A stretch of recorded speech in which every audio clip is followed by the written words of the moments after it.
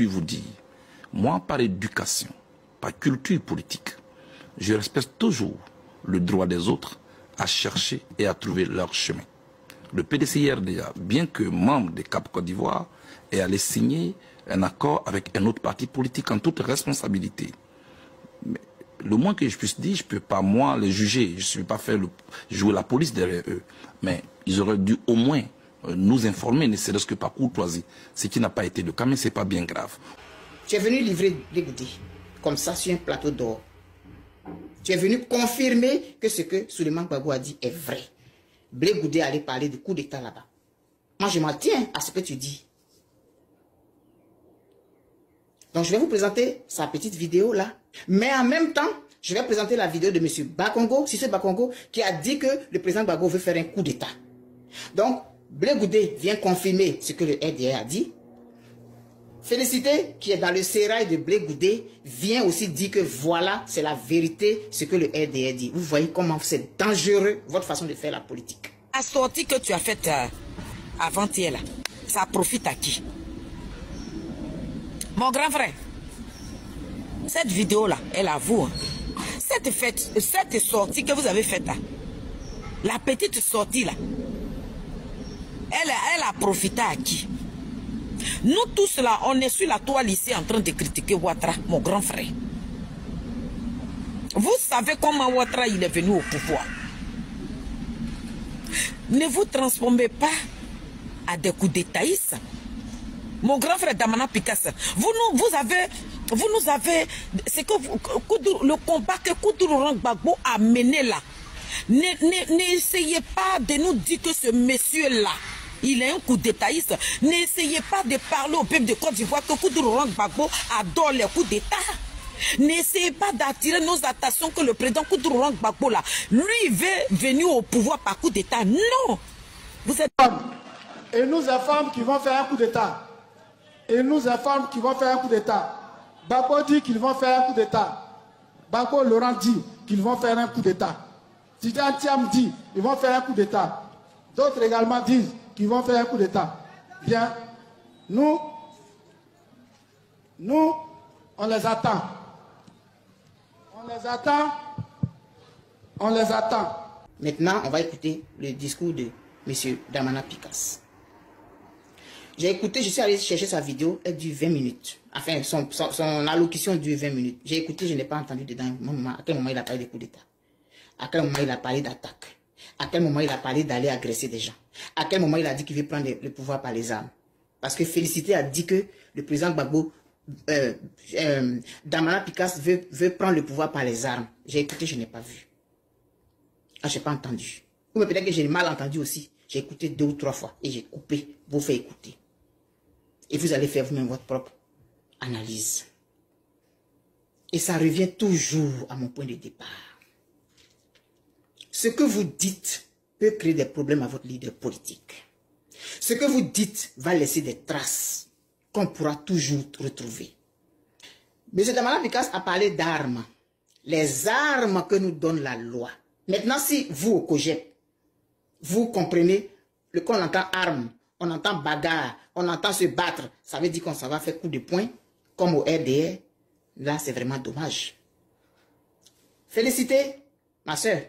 Tu es venu confirmer ce que Souleymane Gbagbo a dit de ton mentor, par ta sortie. Donc,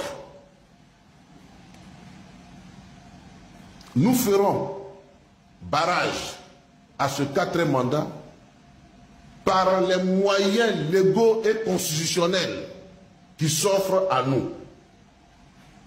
Et Dieu seul sait qu'il y a une panoplie de moyens qui s'offrent à nous pour exprimer notre désapprobation face à ce 4e mandat.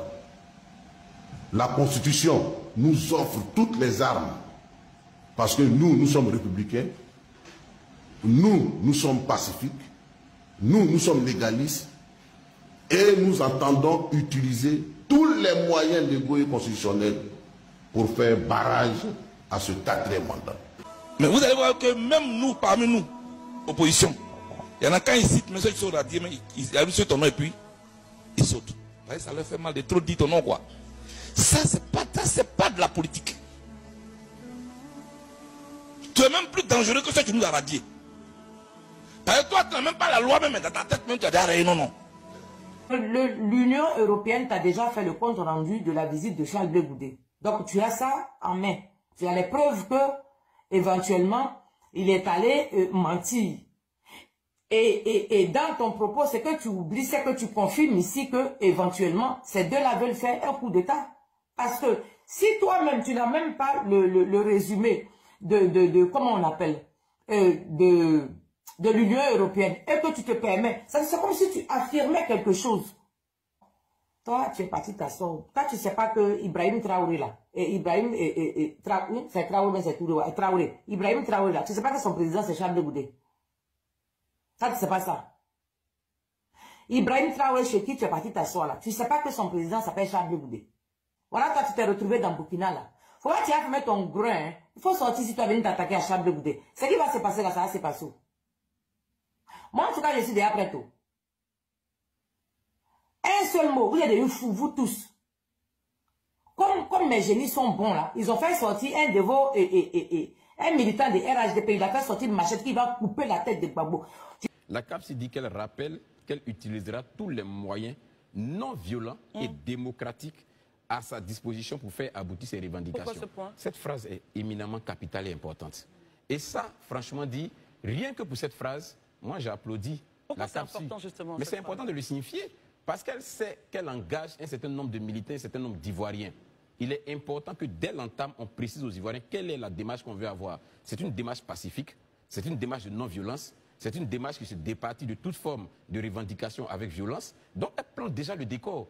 Je ne suis pas d'accord avec ce qui se passe, je ne suis pas d'accord avec la manière dont les choses se déroulent, mais je dis que moi, ce que j'ai décidé de poser comme action dans le but de me faire entendre sera non violent et respectera l'ordre et respectera les principes démocratiques. Ça, c'est important. Et ça, je salue pour ça vraiment la démarche de la CAPSI. Mais Charles Blé Goudé est en train de faire la politique.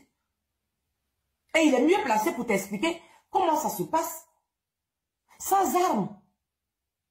Ceux qui ont d'autres agenda pour déstabiliser la Côte d'Ivoire, vous les connaissez. Aïe. Vous les connaissez, vous les voyez. Et ils ne se cachent pas. Pourquoi c'est sur nous que vous voulez envoyer ça? Mais le PDCI a mené une marche ici sans heurts. Le PPACI fait des manifestations sans heurts. Donc, lorsque on dit, par exemple, que la CAPSI, et c'est ce que je voulais faire remarquer à Élysée, même s'il dit que c'est aujourd'hui il traite le sujet, si on dit que la CAPSI utilise des mots, enfin, est dans une démarche pacifique, cela laisse supposer que d'autres acteurs dans l'opposition utilisent une démarche violente. Et c'est ce que je veux enlever pour lui faire remarquer que les autres acteurs là, eux aussi, ils utilisent et ils affirment qu'ils vont utiliser des moyens légaux pour pouvoir atteindre leur objectif. Très bien.